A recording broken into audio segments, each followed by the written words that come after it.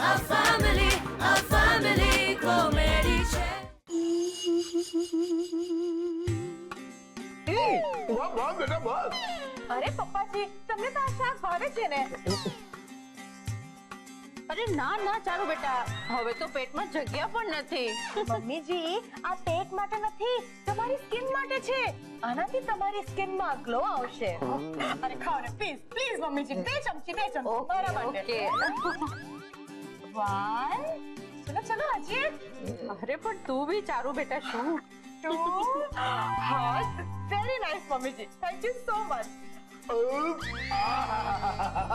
સારું બેટા, આજે તો જમવામાં એટલે મજા પડી ગઈ. વાહ વાહ વાહ વાહ. મજા તો પડી જ જાય ને. ચારુએ અત્યારે કેટલા પ્રેમથી જમાડ્યા છે આપણને. રિલેક્સ પપ્પાજી, રિલેક્સ મમ્મીજી, તમારે ક્યાંય જવાની જરૂર નથી. તમારે હાથ ધોવા છે ને? 1 મિનિટ. આ વોશ બેસિન અહીંયા નહીં આવશે? 1 મિનિટ. આલો તમારી માટે ફિંગર બોલ અને આ નેપકિન. ફિંગર બોલ નેપકિન. વાહ વાહ વાહ વાહ ચારો બેટા. ચાલ હવે તને એકદમ સ્પષ્ટ અને સીધું કહી દે. કઈ જોઈએ છે? હા પપ્પાજી. શું? વોટ, તમારા બંનેનો વોટ. મમ્મીજી, પપ્પાજી, તમને લોકોને એમ લાગતું હશે કે ચારુ કેટલી સ્વાર્થી છે, પણ જો સેવા કરવી સ્વાર્થ છે તો હા, હું સ્વાર્થી છું.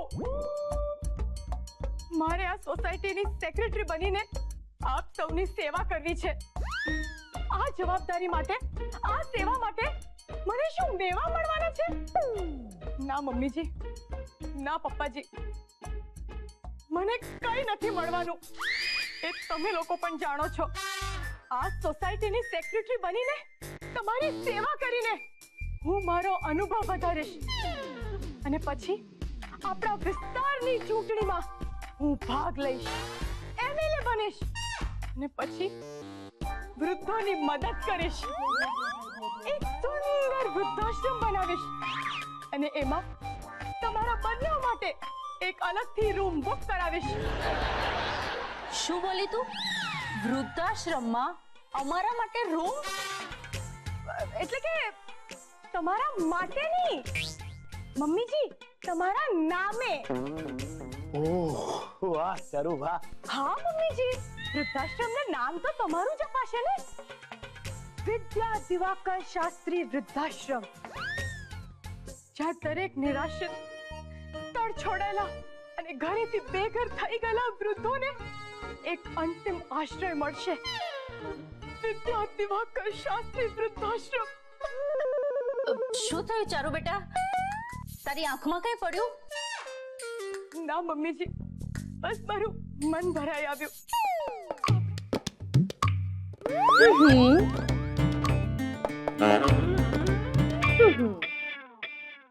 જો તો જરા.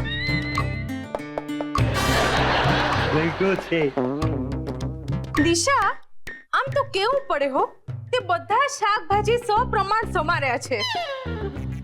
થેન્ક યુ સો મચ આંટી. તું થેન્ક યુ કહીશ તો અમે શું કહેશું? ના ના ના આંટી, થેન્ક યુ તો મારે જ કહેવું જોઈએ ને. હું તમારી ખૂબ આભારી છું કે તમે બંને મને મને મને તમારા માટે કંઈક કરવાની એક તક આપી.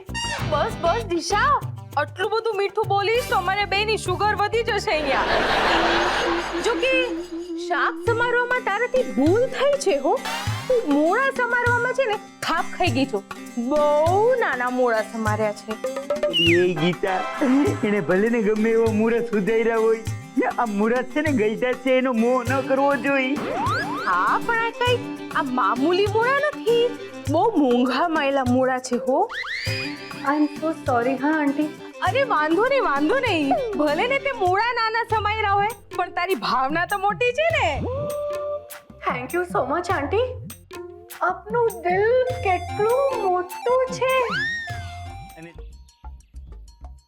હા, તો પહેલી ચિઠ્ઠીમાં જે ઉમેદવારનું નામ લખ્યું છે એ નામ છે ચારુ.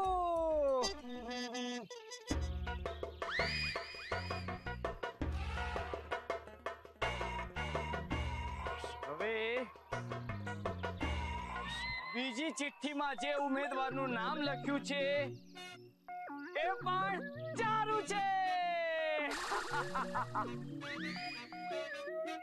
ચારુ પાઠ શાસ્ત્રીને 2 વોટ મળી ચૂક્યા છે. હવે આપણે જોવાનું છે કે દિશા દિવાકર શાસ્ત્રી પોતાનું ખાતું ખોલાવી શકે છે કે નહીં. ત્રીજી ચિઠ્ઠીમાં જે ઉમેદવારનું નામ લખ્યું છે એ છે દિશા. દિશા પોતાનું ખાતું ખોલાવી ચૂકી છે. હવે આગળ વધીએ. ચોથી ચિઠ્ઠીમાં જે ઉમેદવારનું નામ લખ્યું છે એ પણ દિશાનું નામ છે. ચારુ અને દિશાને 2 વોટ મળી ચૂક્યા છે. હવે જોવાનું છે કે આ છેલ્લી 2 ચિઠ્ઠીમાં કયા ઉમેદવારના નામ લખ્યા છે. તો હવે જોઈ લઈએ. આ 5મી ચિઠ્ઠીમાં જે ઉમેદવારનું નામ લખ્યું છે એ છે દિશા. હવે આ છેલ્લી અને નિર્ણાયક ચિઠ્ઠી છે. આમાં જે ઉમેદવારનું નામ લખ્યું હશે એ આપણી સોસાયટીનો સેક્રેટરી બનશે.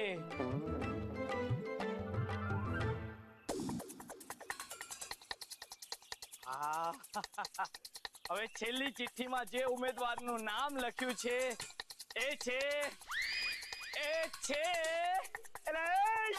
અત્યારે બાપની જેમ ફૂટે છે ને એ ઉમેદવારનું નામ છે ચારુ. પણ દિશાનું છે અને દિશા 4 વોટથી જીતે છે અને આપણી સોસાયટીની સેક્રેટરી બને છે. તારે સ્વીકારવું જ પડશે કે આજ તારું જીવન છે. ના પિયરમાં કોઈ સ્વજન ને ના સાસરિયામાં કોઈ સજન. જે કમનસીબ હોય છે એ લોકો અનાથ હોય છે, પણ જે મહાકમનસીબ હોય છે એ લોકો પાસે પરિવાર, ઘર, મા બાપ હોવા છતાં એ લોકો અનાથ હોય છે. પણ ચારુ, તું મહાકમનસીબ નહીં, મહાન છે, મહાન. તારી પાસે તો 2 મા બાપ, 2 પરિવાર ને 2 ઘર છે, તોય તું અનાથ છે. અરે તને શું જોઈતું હતું? તે માંગ્યું હતું એક ખોબો ભરીને પાણી અને એ લોકોએ તને એક ટીપું પણ ન આપ્યું. તે માંગી હતી એક બારી જેટલી હવા ને એ લોકોએ તને એક વેન્ટિલેશન જેટલી હવા પણ ન આપી. તે માંગ્યો હતો એક કોળિયા જેટલો પ્રેમ અને એ લોકોએ તને એક દાણો પણ ન આપ્યો. જ્યારે પોતાના જ પારકા થઈ જાય છે ત્યારે પારકા શું પોતાના થવાના? લોકોને તો વગર માંગે 40 હજારના મોબાઈલ મળી જતા હોય છે અને તને 4 રૂપિયાનો મોગરો પણ નહીં. શું કિંમત છે તારી આ ઘરમાં, આ સંસારમાં, આ ધરતી પર? देखा जो तुझे यार दिल में बजी गिटार, छलका आंखों से प्यार दिल में बजी गिटार, आ रहा जीने का मजा रे, छा रहा जीने का मजा रे, अरे रे मैं तो गया रे दिल भी गया रे, अरे रे मैं तो गया रे दिल भी गया रे. આજે જો મારી પાસે એક્સ્ટ્રા આઈનો હોત ને તો હું ગુસ્સામાં આ આઈનો તોડી નાખત. આઈનો